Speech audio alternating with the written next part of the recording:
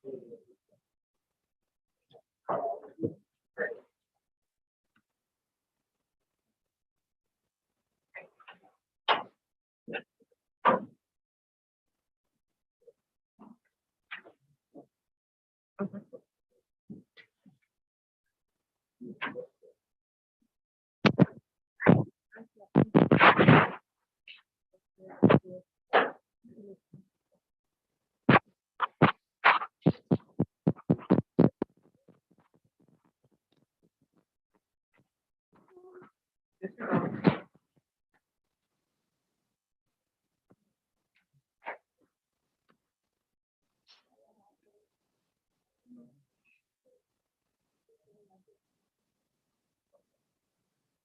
use Ishmael.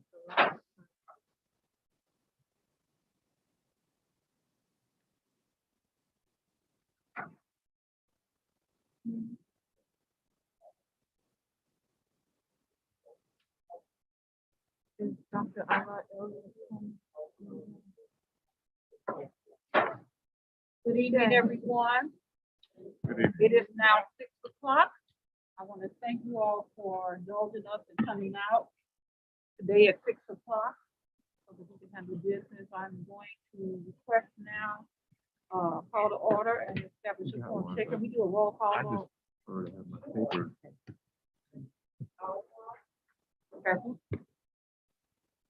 Here. Here. Here. Present.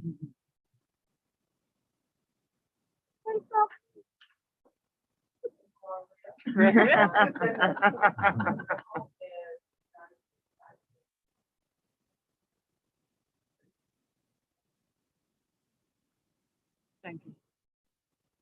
May I have a motion to approve the agenda? So move. May I have a second? Second. Second. All in favor? Aye. Any opposed? We would then move to item 3, which is Dr. Pruitt Adams. Item 3A is a solution tree proposal for turnaround work for fiscal year 22-23. Making the presentation is Dr. Levon Singleton. Joining him to answer any questions that the board may have is Mr. Ben Tilley from Solution Tree. Item is in compliance with CSIP Goal 1, effective instruction, and policy IA, instructional goals, and policy IGAB, instructional intervention. At the conclusion of the presentation, it is recommended that the SAB approve the contract for services for the 9 additional schools and a contract for district-wide administrative work. And we ask that approval at the June 28th board meeting. Dr. Singleton. Thank you. Good evening to our Special Administrative Board, Dr. Pruitt Adams, community, colleagues. Tonight I will be presenting an agenda item for Solution Tree. This is a proposal for the turnaround work for next fiscal year. As many of you know, our school district was identified by the state as a turnaround. 3 of our schools were identified as turnaround schools, and the state is investing in our school district by helping us with the financing of getting those schools, getting the test scores and things like that up to par. Leadership, after having several meetings, decided that we wanted to have that same work at the remaining 9 schools. And so we've been in talks with Solution Tree. As you know, through a lengthy process, we chose Solution Tree as our turnaround vendor. They are a sole source provider, which means we don't need to do any additional bidding or anything of that nature. And so tonight, the proposal is for Solution Tree to be able to do the support work at the remaining 9 schools for next fiscal year. In order for our elementary and secondary schools in the school district to benefit from this work, we need to put in place a multi-year plan, and this is going to be supported by the ESSER $3, okay? So the first year, which we're proposing for the turnaround work, it's going to cost $460,250. And also there's some district level training that will cost an additional $98,670. And again, as I mentioned, all of this is covered under the ESSER 3 funds. And so it is the recommendation of the that the SAB allow this agreement to take place. Dr. Pruitt-Adams? If I might add just some additional comments. As Dr. Singleton indicated, the state is investing in our 3 turnaround schools, Highland, Lewis and Clark, and Meadows. And as you know, our test scores are really low, in the low 5% of the state. And so it is our intent to move the district as a whole forward by doing this work simultaneously with Solution Tree versus having another vendor come and do that with us. The other thing that we are waiting to hear from is the state indicated verbally to me that there will be some additional funds come July 1 that are associated with turnaround schools, and there might be another way for the state to help subsidize some of what we are currently paying so that the district doesn't end up paying it all. It is a 3-year agreement. That's a 3-year agreement that the state also has with Solution Tree, and that is to increase ELA and math. But as a result, as you heard me say, when we bought Solution Tree Forward as the vendor, teachers have said in the districts that I checked references, it was a great recruitment tool, that once teachers realized that there was a centralized focus in the district, they stayed and encouraged others to come. It also serves as an equity measure because they were able to do some individualized work, but reduce the number of Black males specifically going into special education, and then ELL students being exited out of ELL. Thank you so much. So You're very welcome. that sums it up. So are there any questions for myself, Dr. Pruitt-Adams? And let me also introduce Mr. Ben Tilley. Would you stand, Mr. Tilley?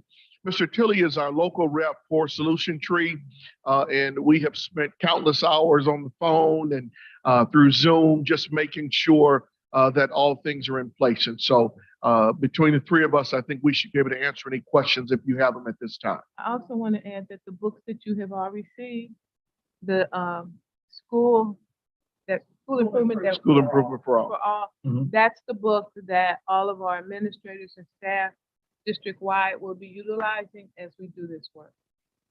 That's one of the books. I saw your hand up. Yeah, quick question. I thought, ESSER funds, I thought it ended in 24. So yeah, so ESSER 3, 25? no. So ESSER 3 funds do end in 2024. We should be able to get the final payment in before the end of the funds, before the funds end in September. And so it's our goal to make sure that this is 100% covered by ESSER funds. And so that final payment, probably that month of July in 2024 is when we'll make that final payment on the 3-year agreement. But it will benefit 24, 25 as well. As far as, Right, that is the 24-25 school, school right. year. That is the 20, yes. so we're just paying them early so we can. Well, you're right. You're just We'll paying, pay right. We'll pay for it up front and then we'll be Okay, covered for the okay. remainder of the year. Yes. What does district level training mean? Is that training to staff? So that's training for the leadership, but let Mr. Tilley speak a little bit more about that. I'll jump in when you want me to, or I can jump in first. It's up to you. Part of the work that Solution Tree does, and you'll see us as we move forward, we'll use the reference turnaround and priority. The turnaround schools are those identified by the state. And there are some statutory, whichever is the correct word to use, requirements. That is weekly professional development, and that's also leadership training at the building level and district level. What it does, and then the priority would be the other schools. What will happen is, as a district leadership team, it will help us to have those deep conversations.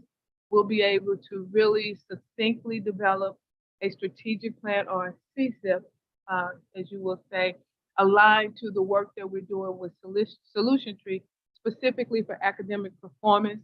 It will help us as a district leadership go into our buildings and have similar conversations that the embedded coaches, each building will have a coach. But the notion is systemic district-wide training in order to make this work, not a little bit over here and a little bit over here. So that's part of what the training will look like. It will be I think twice a month leadership training is my understanding. So the leadership training will be very similar to the training after school. It's having associates come in and work one-on-one with leadership within the district. We will have a leadership kickoff day in August where we have a presenter who will come in and sort of set the tone for the entire district. They will present to the elementary schools and one half of the day in the secondary schools and the other half of the day. But it is in order to inform everyone of this work, make sure that all the teachers know what is heading and the work that they will be doing throughout the school year with our coaches. Any additional questions?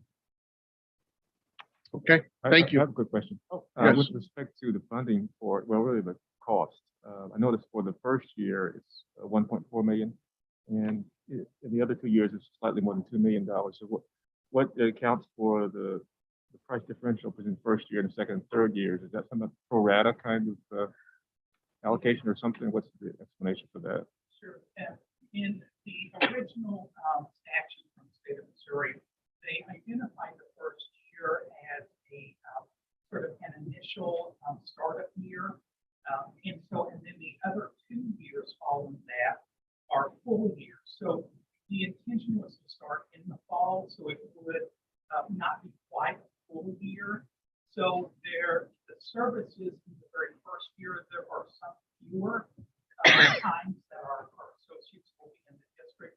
So that's basically the difference is timing that the state put into the contracts.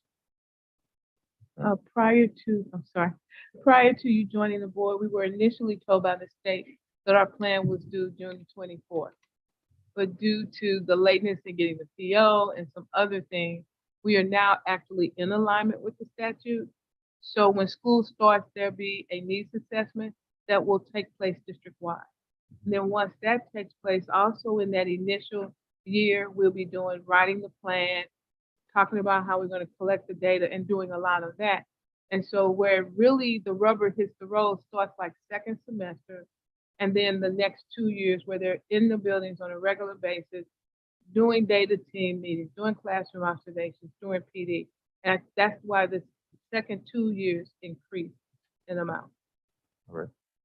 The other question I have with respect to the contractual obligation, is the contract for 3 years total, or is it for a year at a time? So the proposal is a 3-year proposal, the pricing mechanism that you see. We are looking to adopt a 3-year proposal, but do it in yearly increments. We want to make sure that this first year works. And so the contract language is such that, for God's sake, if something just doesn't work or the program is not, beneficial to the school district, then there is language that allows us on both ends to dissolve. So rather than signing a full 3-year agreement, we're looking at a 3-year proposal, but we're going to do it on an annual basis. If I could just chime in one more time, that's for the priority, the 9 schools. The 3 schools that are turnaround is a 3-year commitment, and that is with Solution Tree and the state. And ours is also tied to funding as well. So we want to make sure that those ESSER dollars are there next year and the following year. And so that's the reason we approach it as such. Okay. Thank you. Thank you. Thank you. The next item is item 3B, the central office reorganization realignment for 22-23. As the board recalls, when I first arrived, we started talking about preparing for the Missouri School Improvement Program, MSIP 6. That's the state's accountability program that garners districts accreditation of the local education agency. And looking at the standards and indicators which the members of the DLT went through, we highlighted those standards and indicators that we currently have in place and those that are not in alignment with what DESE requires. And so under leadership 9C, I believe, was the local board employs sufficient administrators. We currently have 4 assistant superintendents. We have the assistant superintendent for human resources, assistant superintendent for school leadership and accountability, assistant superintendent for curriculum and instruction, and assistant superintendent for student, school, and community support services. In addition, we have a CFO, and we also have an executive director of communications and community engagement. And in looking at the configuration that DESE has under MSIP based upon FTE of certified staff and student enrollment, the district should technically have 3 assistant superintendents. And so as we set out to look at how we could realign, it also, on more than one occasion, it appeared as though there was an overlap in roles and responsibilities for individuals, which added to, and I mean, no disrespect to anybody on my team that's in the room, but it led to some chaos and confusion of who should be doing what, when, where, and how. Some examples are you could have someone who is doing hearings over here and someone over here who's also dealing with student discipline. And so it just got to be a bit confusing. We had instructional rounds that were done by one department, and then another department was doing what was called arts business. When while they have a different name, they're one and the same. And so we also decided it was time to really look at roles and responsibilities. Once we found out that we were having turnaround schools and that there needed to be a district counterperson or district liaison who would work with Solution Tree to get things scheduled, to help develop the plan and so forth. I took on the notion of eliminating one of the assistant superintendents, which would take us to where we needed to be with 3, and identify how we could use a position to help us address what we need to do for Solution Tree, and also what we needed to do to help us prepare for MSIP 6. We were recently notified last week that we were identified to be in the continuous improvement cohort for next year. We did appeal that. We appealed that at the request of our area supervisor because we are going into turnaround, because that will lead to a new CSIP. But the role of that individual, so my recommendation was to eliminate the position of the assistant superintendent for leadership and accountability and replace that role with an executive director of continuous improvement, leaving that person still with the Title IX for students' capability. If you look at the first sheet, the one that says, I think it's the one on your right, not my right. I believe that's the one. Okay, so this shows the new alignment for central office. And by that new alignment, it shows what people's roles and responsibilities will be. And so as you can see, under the superintendent, it now has, because the accountability person had principals, you see now in the areas in green that the assistant superintendent for student and community support will have the elementary principals. And as the superintendent, I will have alternative ed and the secondary principals. We did this because the person, Dr. Patton, who is actually the assistant superintendent for student support services, had leadership at the elementary level, and I have had some leadership at the secondary level. And so we thought that was the best separation. Also, the assistant superintendent for leadership and accountability initially had long-term hearings, which also went under the alternative ed program. I gave those long-term hearings again to Dr. Patton because she sits in, she does a lot with parent complaints. However, a person could appeal, and if I was the one sitting in on the long-term hearings, there's nowhere to appeal between me and the board. And so with giving her those long-term hearings, they would appeal to me if they were not satisfied with that outcome. And then if I could not bring resolve, it would then escalate to the board. So in looking at that, I had to take something off of her load. And so I took safety and security and placed that with finance and operations. In most districts, safety and security falls under operations or the finance office anyway. And so because it's an operational aspect of the district that happens. And so Dr. Singleton will be picking up safety and security. As it relates to the Assistant Superintendent for Curriculum and Instruction, you heard me say earlier that there were instructional rounds and RSIT visits. RSIT visits initially fell under that position as well. And so because Dr. Nichols does the instructional rounds, we put the RSIT school visits with her because they are one and the same, the process is the same. With human resources, there was nothing I could take from human resources and add to it because human resources is also a Title IX coordinator for staff, so I could not make her a Title IX coordinator for students. With the new position of Executive Director of Continuous Improvement, that person will be responsible for all things turnaround and priority, MSIP standards 1, 2, 3, 4, and 5, the turnaround priority schools, collaboration, also Title I with students. Initially, the only place building support was under that position. And as you know, we've worked really hard this year to make sure that all of the DLT members have a school that they're a liaison to and that we as a team become a support for our building leadership. And so while it's not in green, that's new for everyone. That is now added to their role and responsibility. There was nothing else that I could add to from that position to communication. Before I go into the next section, is there anything that anyone needs to ask me about that sheet? Okay, then I'll go to the next one. I'm sorry, I have a question, just one.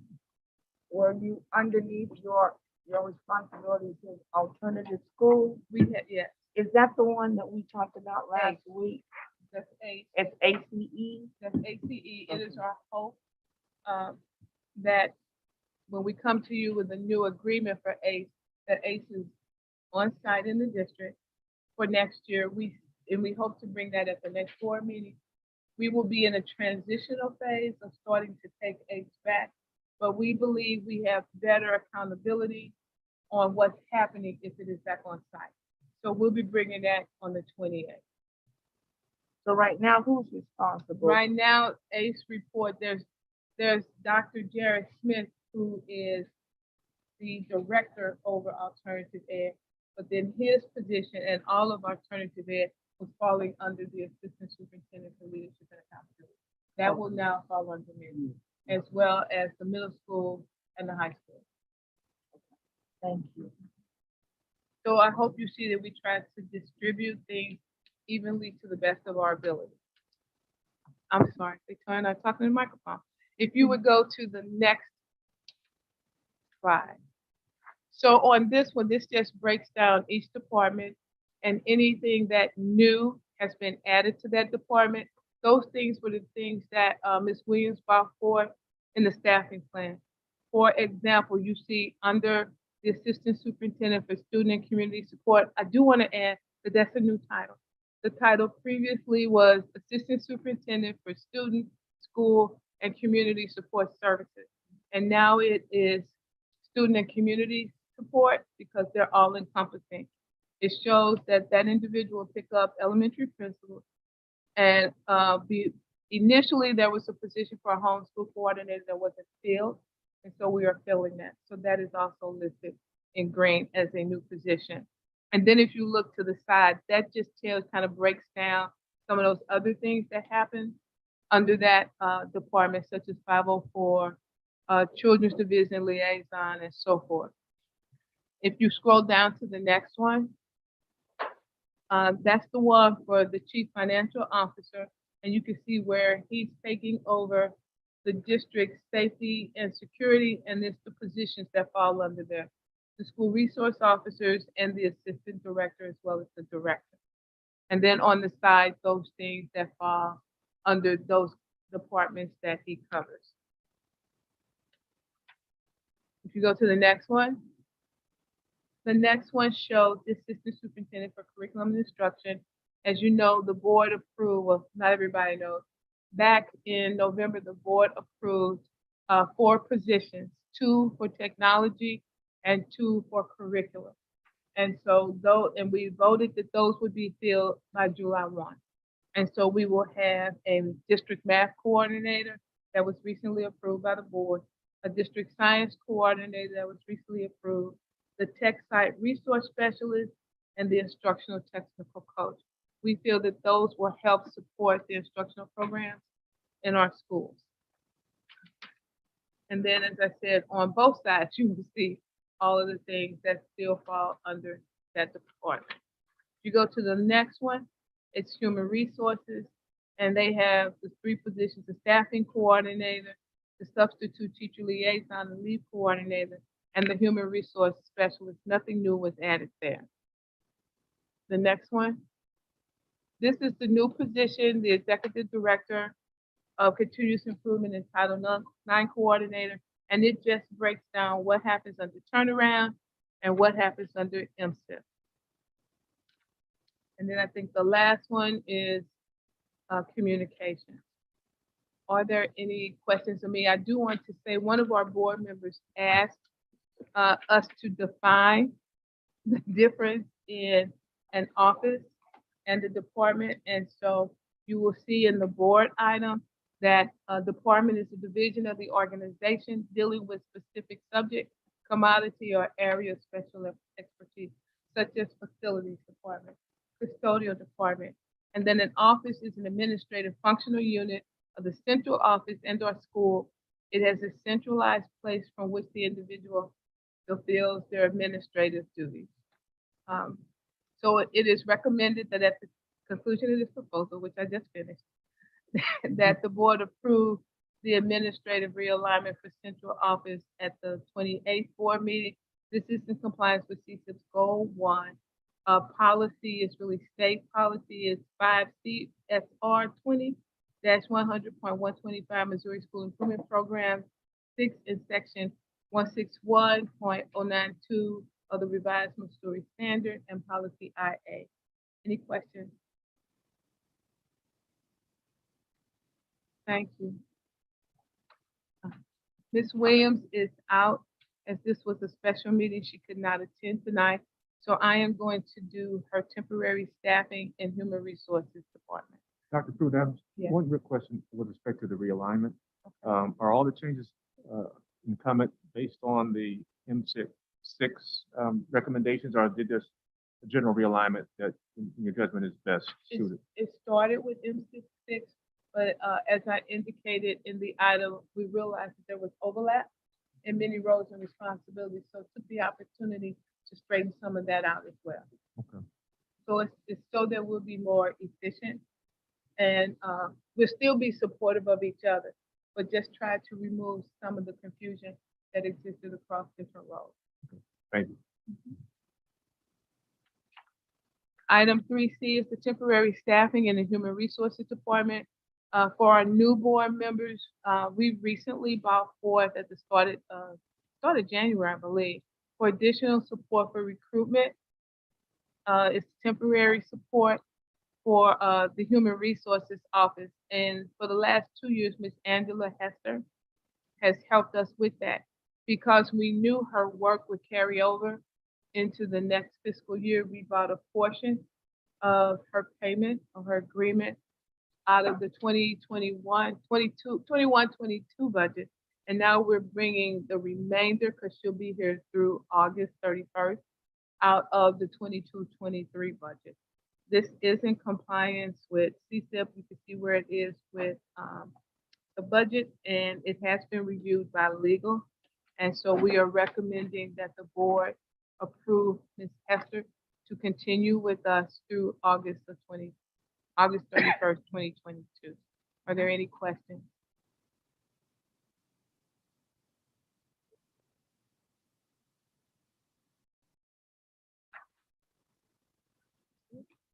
The next item, the next series of items, I think there may be 5 or 6, will be presented by Dr. Singleton in the absence of Ms. Green.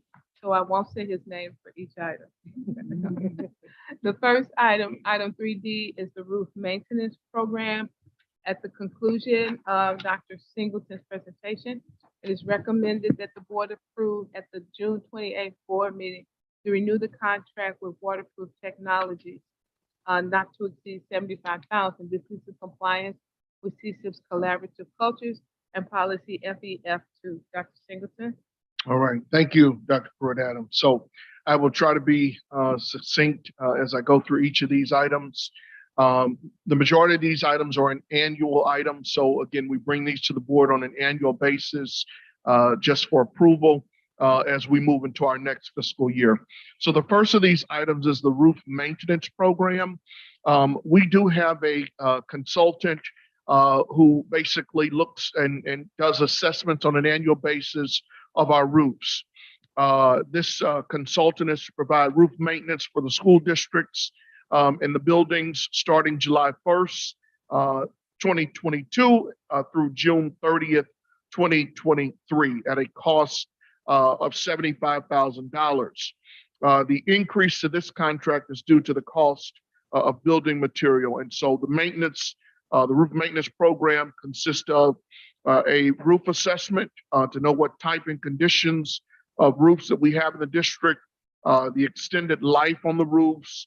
There's a restorative maintenance plan, also any kind of warranties that we have. For some reason in our school district, we get a lot of roof leaks due to bullet holes, okay?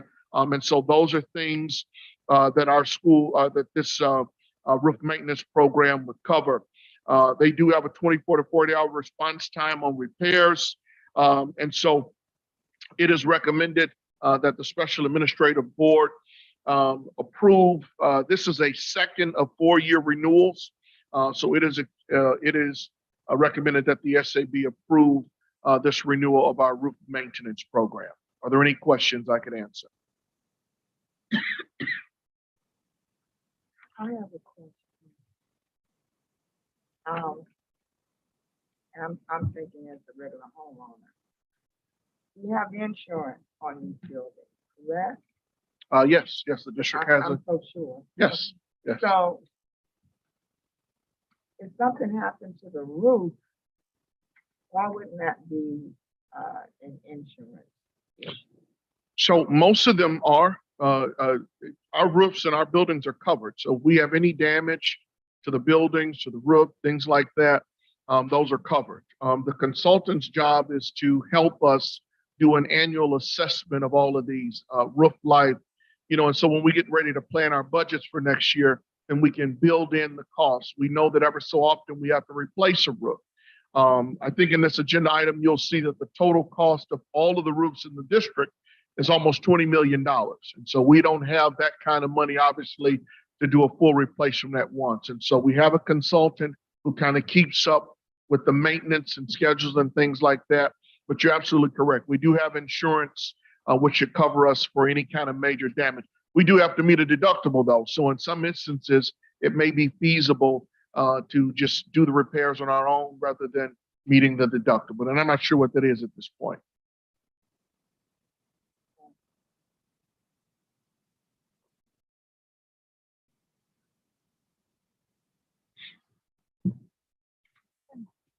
Okay, do I just keep going, Dr. Pruitt Adams, to the next item? Or? Sure you can. Okay, all right. So the next item, agenda item E, is for custodial supplies, equipment, and equipment repairs renewal. Again, this is the second year in a 4-year option to renew, okay? So last year we put it out for bid with the option to renew for 3 additional years. So this is year 2. The cost is not to exceed $200,000. And this contract is with Royal Paper, okay? Royal Paper provides custodial supplies. We buy our hand soap, we buy our paper towels, trash can liners, floor strippers, finishers, floor pads, mops, brooms, and any kind of repairs that are necessary. Royal Paper takes care of those as well.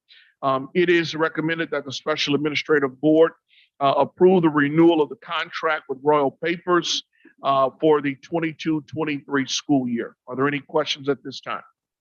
Monitor the supply, make sure that they're not walking off.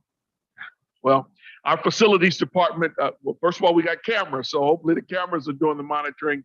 But our facilities director and supervisors over there generally keep an inventory of what's going in and out. And so that's the system that we have in place. So, yes, ma'am. Thank you. If no other questions, the next agenda item is item F, our lawn care and grounds maintenance. Of course, we know that it is our responsibility to make sure that our lawns and grounds appear to be welcoming and also well maintained. S&S Nelson Land Services is the contract provider. Those are the people in the red trucks you see around here. And so this again is I believe this is the second year of a 4-year option to renew. And so we're bringing before the board again a contract not to exceed $163,345. There is a $25,000 increase over last year, obviously due to the change of scope. They will now be removing snow at the high school campus. Okay. Previously, snow removal was our responsibility. And let me just be very honest, we just did not do an exceedingly abundantly a good job in snow removal. We had several accidents, students and staff who have fallen during these incidents. And so we just want to make sure that we have the additional protection and coverage to make sure that in those bad months that we have the kind of grounds that are conducive to walk on. And so that's the reason for the increase in this contract. Again, we get weekly mowing. So they do come and do a fall and spring cleanup, lawn fertilizer. And also just to add, the superintendent and I met with the owner last week. We gave him a very good understanding of our expectations going forward. We have not always had we always get grass cutting, but it doesn't always look like some of the lawns in other places. And so we made that very clear. In fact, I will be assuming responsibilities of the lawn maintenance directly. I've asked Ms. Green to turn over some of those responsibilities to me. She's got a lot on her plate, and I'm going to be making sure that the lawns are we're getting what we pay for in so many words. And so I want to make sure that that's known as well. So, and again, the added scope of work with the snow removal, I think is a very good option. We can focus on the elementary lots while this crew can also take care of the high school grounds. It is recommended that the special administrative board approve the renewal of this contract not to exceed $163,345. Are there any questions on this item? I have a question. I knew Ms. Oswald was coming. I drive through this lot at least once a day. They do not police the area before they cut. So therefore now there are little shreds and junk all over the place after they cut. So I complained about that last year. So Yes. them that they need to police. Yes. And Ms. Oswald, thank you for mentioning that. Dr. Pruitt-Adams, you want to speak? Okay. All right. Thank you for bringing that to our attention. Again, I met Dr. Pruitt-Adams and I met with the owner last week. I gave him a personal phone call about an hour ago when I saw your question related to the agenda item. Now, I want to make sure we're clear, though. It is the district's responsibility to police our grounds before the grass cutting. Now, it doesn't make it any better that, the people cut the grass and there's trash there as well. And so what we're going to do is partner with the lawn care company. We're going to make sure that we police the grounds ahead of time, but also if they see trash out there in paper, their responsibility is to pick that up, all that we don't get as well. So we're going to partner with them. We're not going to blame us. We're not going to blame them, but hopefully we're going to see some improvements in that. Police right in front of the school, but area down by track, that entrance in the street, Gotcha. that's not. Okay. So, yeah. Gotcha. Okay, we'll do a little bit more due diligence in that area. Thank you. Yeah, a quick question. I would think the purpose of a renewal option is that if you're not satisfied, that you can get out of the agreement. So if we are in agreement, and I know I've seen some of the work they've done is not really been up to par. But we're in agreement that the work has not been up to par. Why would we just go to a renewal versus bidding out for other services? Right. So we've had some concerns, that have come to the school district over the course of the last year or so. This is the second year. I think our contractors before them probably were not as good as them. Okay. And so we have seen some improvement over our previous contractors. But again, our superintendent has set the bar high in terms of her expectation when it comes to facilities. And I think I'd like for us to just have an opportunity to set the expectations. I think when we met with the owner, we made it clear. He kind of gave us a lesson in grass cutting 101. I think he refers to Dr. Pruitt-Adams calls it hay.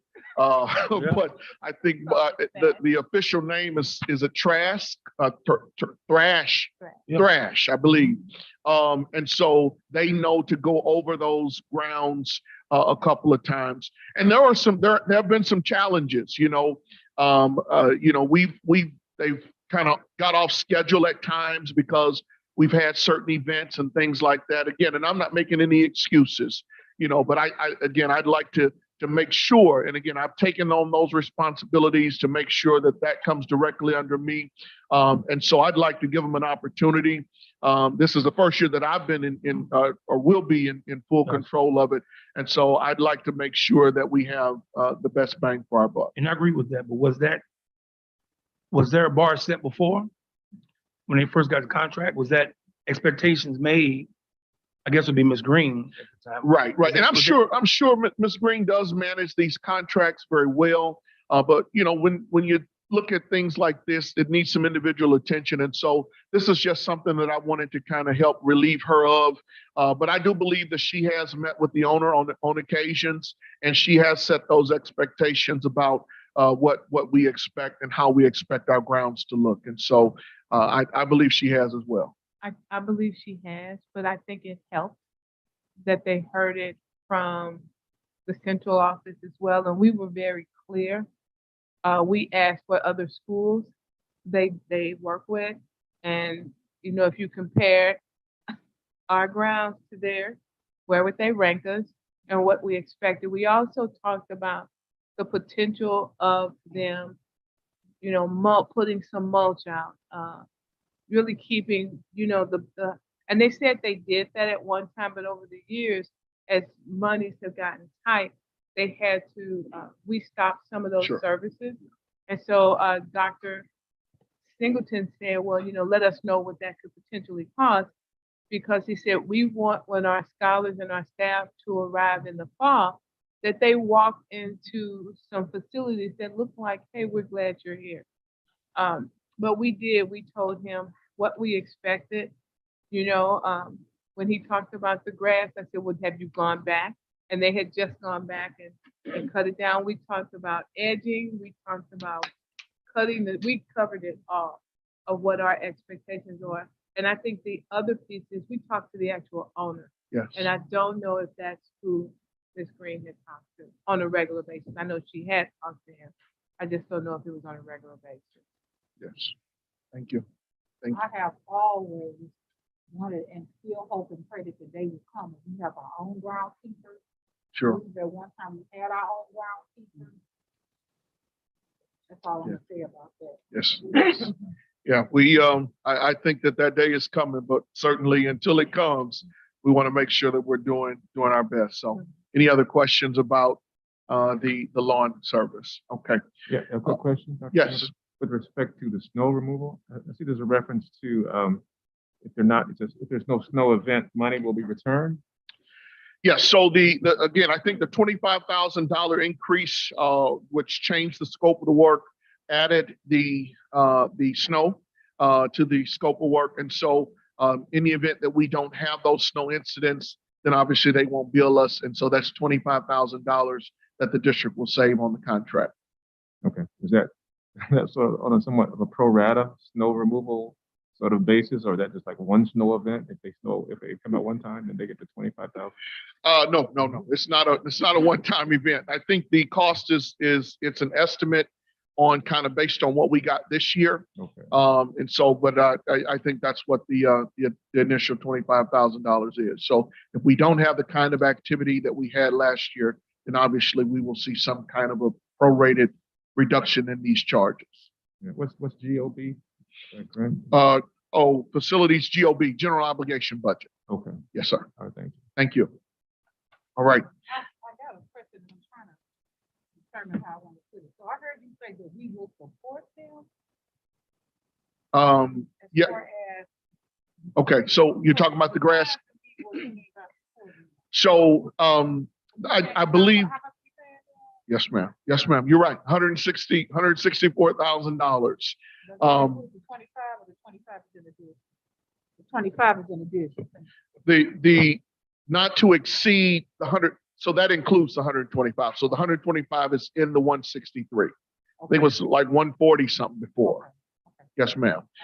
So when I say partner with them, we're going to do our best because, again, we want to make sure, right. We want to, if they see us treat our facilities well, then I think they will come to have the same kind of attitude. So I do think we need to clarify that there are some grass areas that we cut, that they don't cut. yes, And so then that also, if we do a good job at cutting the piece that we're supposed to, then that helps support what they're doing.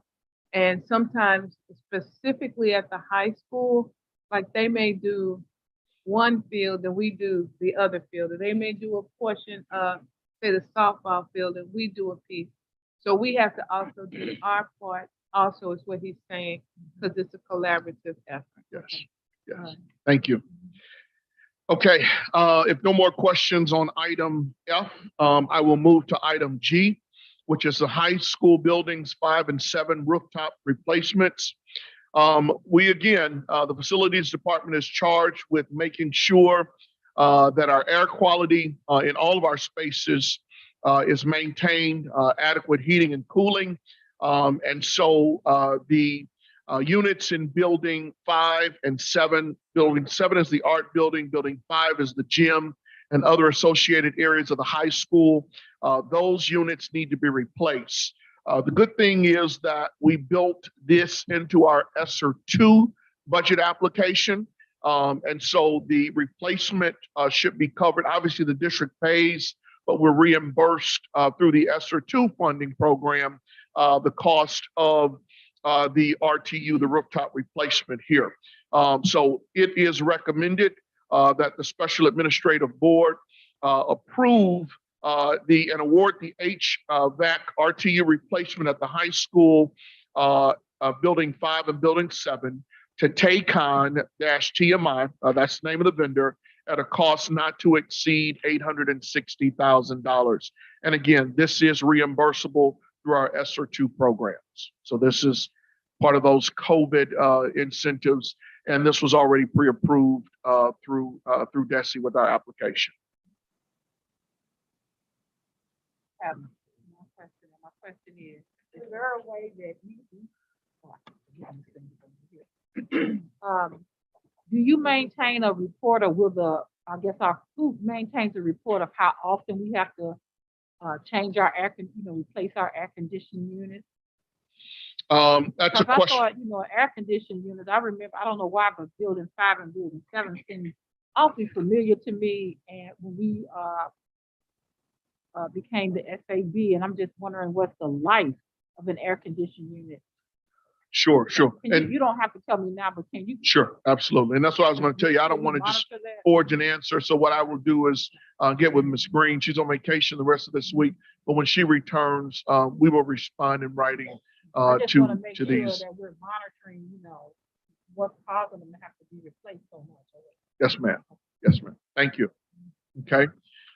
If there are no additional questions, my final item is item H, the Riverview Gardens High School HVAC building automation. Currently, the district has an Allerton building maintenance system, and about half of the district's facilities are on an outdated version of this system. We obviously want to make sure that the district has the latest and greatest version of the system. And so this upgrade will align the district's previous first half installed by TACON TMI, and it will provide consistency in the operations efficiency and building comfort. This vendor is a member of the TIPS cooperative, and they provide proposals based on the contract with them. This too is covered by the ESSER 2 funding program, and the cost is not to exceed $312,117.30. So it is recommending that the SAB approve the HVAC controls upgrade at the high school to TACON TMI for a cost not to exceed $312,117.30. Are there any questions for me at this time? Thank you. I'm assuming, quick question, sure. with respect to the rooftop units and the automation, were those contracts bid, was there competitive bidding with respect to those contracts? So typically on those contracts, they are on the state approved list. And so we do not have to go out for competitive bid relative to these contracts. And so this particular, I do not believe that this one went out for a competitive bid because they're on the state contract list. They're on the approved list by DESI. The contractors? Yes. I was just curious about that. Say that again. No, I was just curious about. Yes, sir. Okay, thank you. The next three items come from the Department of Technology. Coming forth is Dr. Larry, who will present E-rate. Joining her for the Unified Threat Management will be Mr. Randolph, and then she will present the RICO print. Dr. Larry. Thank you. The district has participated in E-rate program since 1998. It's a program that provides discounts to schools and libraries who want to get internet access. Traditionally, we have applied for between $300,000 and $3 million in discounts. In fact, this year, we received $2.8 million when we received all those Chromebooks. And that was through E-rate, even though it was the Emergency Connectivity Fund, it was really E-rate. We have found that traditionally the forms become more complicated and the compliance issues change each year. There are more and more questions, more and more things we have to do to make sure that we're staying on top of the program. Therefore, we are requesting the continuation of using an E-rate consultant. This year, to obtain a consultant, we submitted an RFP, and there were two responses. One from Donald Dietrich, who is our current E-rate consultant, and one from Infinity LLC, which is from California. Now, the current E-rate consultant's price was a little higher than the other one. In fact, he submitted his proposal for $13,500, and Infinity submitted theirs for $10,000. However, there was a contingency plan, and the clause was if they need to come out here, we have to pay for all of their transportation, their costs, their housing, and their food. And as you know, that can rack up pretty quickly. In fact, if we had used them when we had the audit in 2017, in which we had to go through boxes and boxes of materials for over 2.5 weeks, we would have been out an additional $20-some thousand. Therefore, we are recommending that the SAB agree to a contract with Mr. Donald Dietrich, and it is a 3-year contract, and I didn't put that in there, but it's $13,500 for 3 years. And we're recommending that we allow a contract with them at the next board meeting. And it's Donald Dietrich LLC. Any questions?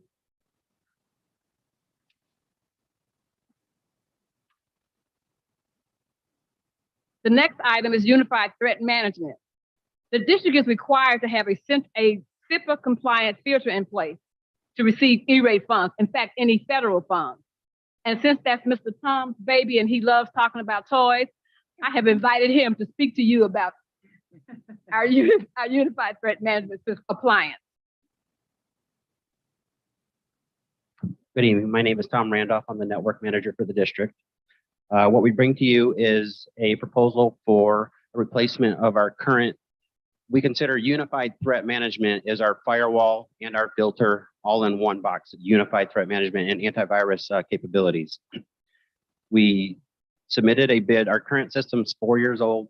Typically, we did 3 years and then we renewed for one. And now we put out an RFP in March of 2022.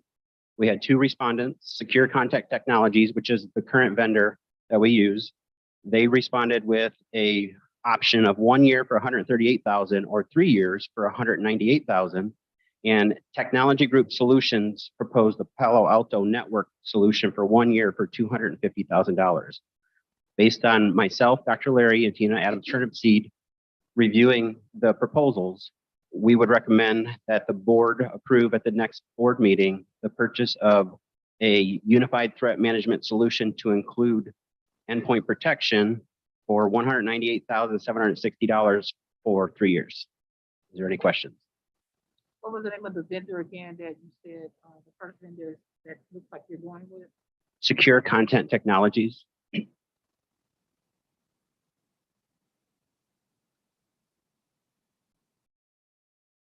Thank you.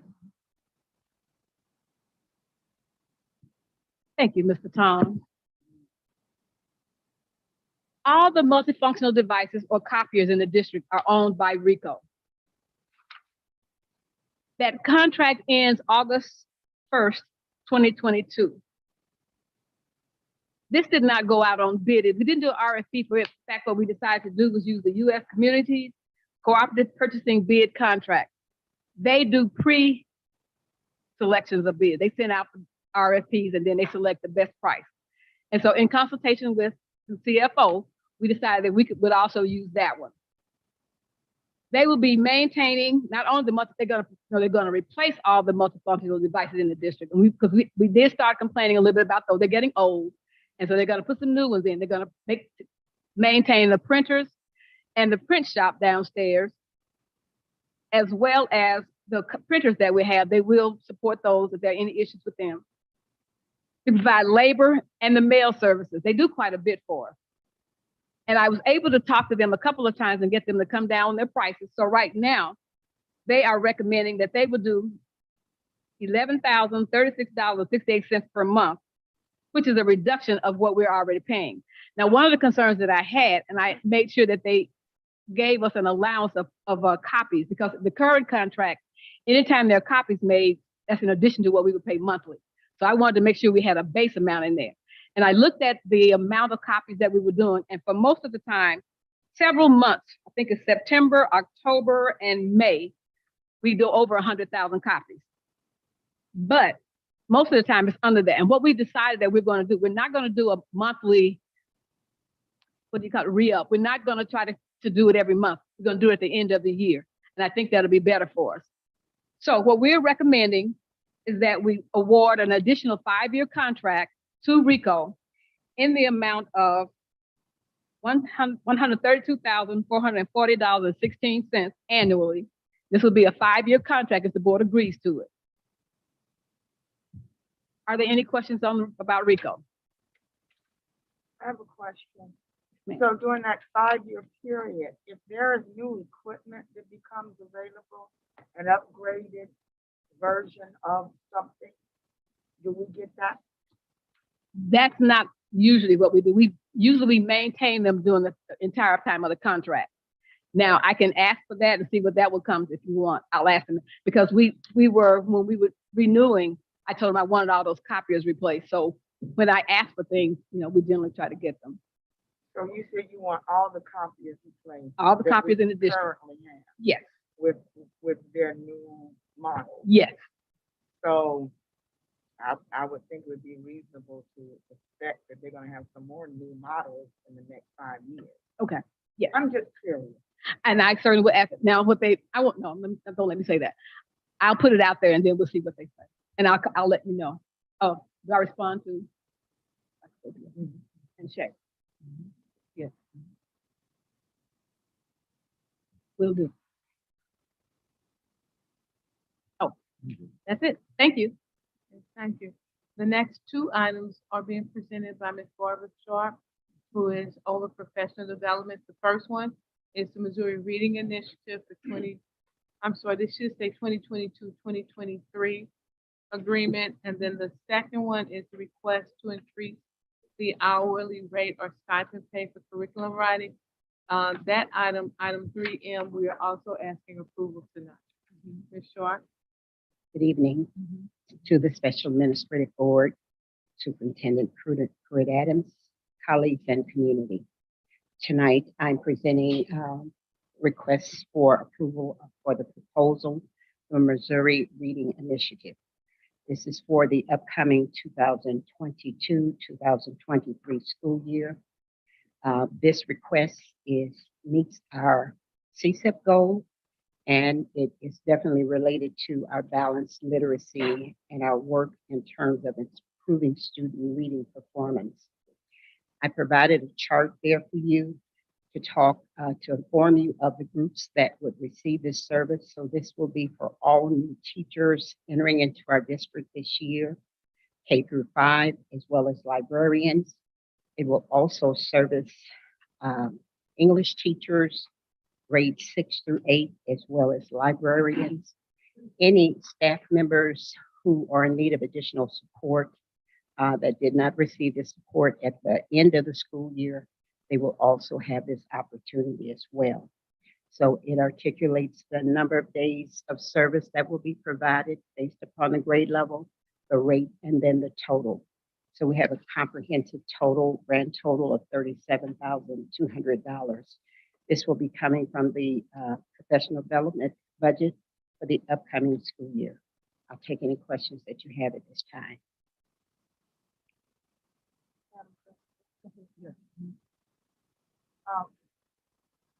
I'm trying to keep stuff straight in my head, okay?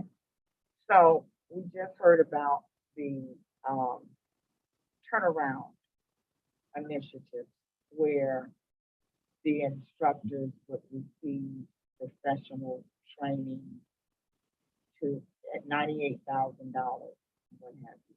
So, and then I was looking at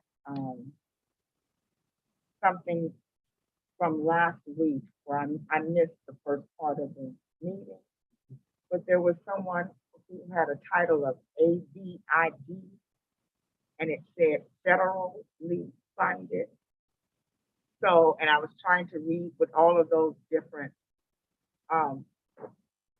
positions mean, and I'm trying to keep it straight in my mind. So if we're going to get additional staff training through the turnaround program, is that different than what this training is? Essentially, it is. This is an initiative that we have in place, something that has been in place for quite some time. And so it's a continuation of some additional professional development that we're providing for our teachers. And so we've utilized this model now, perhaps over 15 years. And so this is some additional support that we give. So as new teachers come in, they can be on board and receive the training that all of the other teachers in the district have experienced. So the work that is done through Solution Tree would be different because they're different companies and different vendors. I'm sure they have something similar to balanced literacy, but it's not the same model that we're working with. But they will support each other Yeah, in helping yes. our teachers be better instructors of reading. Better instructors. Better instructors of reading. It teaches them effective instructional strategies as it relates to reading. And Missouri Reading Initiative is an initiative sponsored by the Missouri State Board of Education and the Missouri Department of Elementary and Secondary Ed. So this will continue after the ESSER, after Solution Tree, and after Yeah, it's a unless the state goes to a different model. They're working to improve the model now, but they're adding on to this model. But yes, it's to support reading instruction. And one of the things about Solution Tree too is because they are supporting us, doesn't mean they're coming in, taking what we're doing and moving it out. and say do something else. It's to help us enhance what we are doing. So their work will actually support the work that we're doing. Professional learning communities, what we do with reading, what we do with math. Solution Tree helps us do it better or enhance upon it or build upon it so that what we're doing one district-wide and we're doing it with fidelity. So they're more of a support mechanism as well to help us really look at the data, to help us improve the instruction. So they work collaboratively. I just want to make a comment, and not necessarily because I know we've had them for a while. I would really like to see the data from all the time that we've had them, because they both expressed to us that reading is a concern as far as our district is concerned.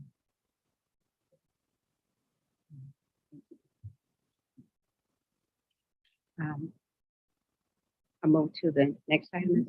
What should I respond? Are there any more No, it's- questions? Ask We can about get to AVID. I don't, just from my own knowledge, what is that? The AVID? Okay, so Abbott Yes, ma'am. Abbott is a program, a support program. The acronym that stands for Advancement via Individual Determination.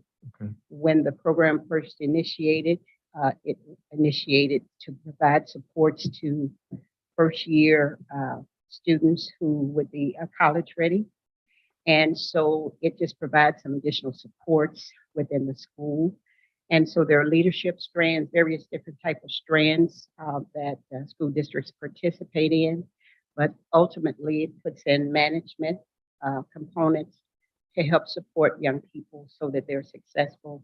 And the ultimate goal is that they are graduates. So that's for students. It is for students. Okay, all right. Yes. And then, of course, there's the professional development that helps to prepare the staff so that they can support the students. Okay, thank you. You're welcome. Okay, so the next item is a request to increase hourly rate of stipend paid for curriculum writing and common formative assessment writing. This information was presented to you previously by my colleagues. And at that time, the initial request was simply just to approve it at the hourly rate of $25. We have noticed that we experienced some difficulties securing staff to write curriculum as well as common assessment. And so this chart is presented to you just so that you could see a visual of what was presented. The presenter, the date of the request, when the board approved it, the number of writers, and I'll point specifically to the assessment writers, because at the time when Dr. Kennedy made the presentation, he believed at that time he would have 20 writers. And by the time he really actually began the writing process and working with staff, he only had 4 writers. And so in order to do due diligence and working to meet the needs of the district, this proposal is presented to the Special Administrative Board to increase the amount of pay so that we can make sure that we continue with the support that's provided to our district, as well as certainly being able to attract teachers in this area. I will say that this request does not, is the actual budgeted amount that I had in this line item was approximately $51,000. So this request does not exceed the original budget. The fact that we had a decrease in assessment writers, even when we double it up, it still does not exhaust all of the funds. So I'll take any questions you have at this time. Considering that this may be passed, have you already identified the number of writers and how many, if you'll have, how many are there? They are already in place Okay. because the actual presentation occurred as early as February. Yeah. And so they're already in place. So at this point, they're doing the work. And so, the request is to support them with the additional compensation. There is some additional work that will be coming for the rest of the year in terms of professional development and support to staff. And so, there may be a need to provide some additional supports. At this point, we're using PD 1% dollars for this request because there's available funding. But we may come back later and talk about the possible use of ESSER funds to support staff. My question was, how many writers do you have total? How many what? Writers, I see in here that in one thing it had, let's see. Where did I see that at? I thought I saw 16 writers Mhm. and then 20 writers, so that's 36. It's 36, so we have 36 people that are gonna be Yeah. doing this. That's what I want to get this straight up. Well, for example, she indicated, she used assessment as an example, Okay, where we projected 20 writers, but we only were able to get 4. bingo. And Yes. so, correct me if I'm No, wrong, you're correct. what was anticipated to be done by 20 is now being done by 4, Yeah, which is another reason that justifies right, the additional funding, because Okay. they're doing the work that they couldn't get people to to do, do. okay, that's what I want to understand. Thank you, thank you. Are there any more questions?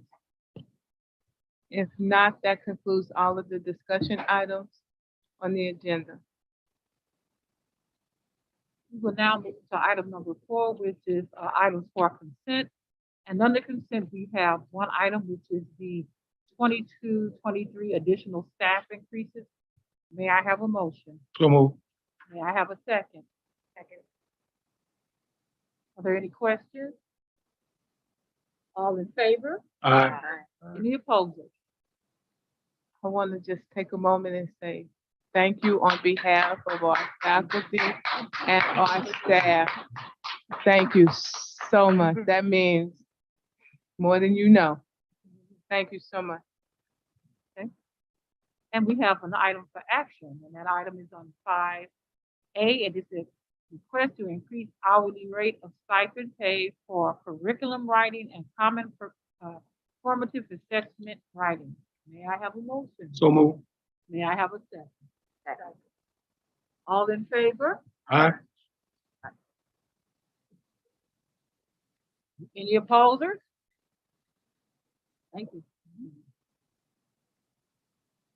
I guess with nothing else further to discuss, I just want to thank everybody again for coming out as we try to conclude the district business for this year. So I guess we can just sit a little while.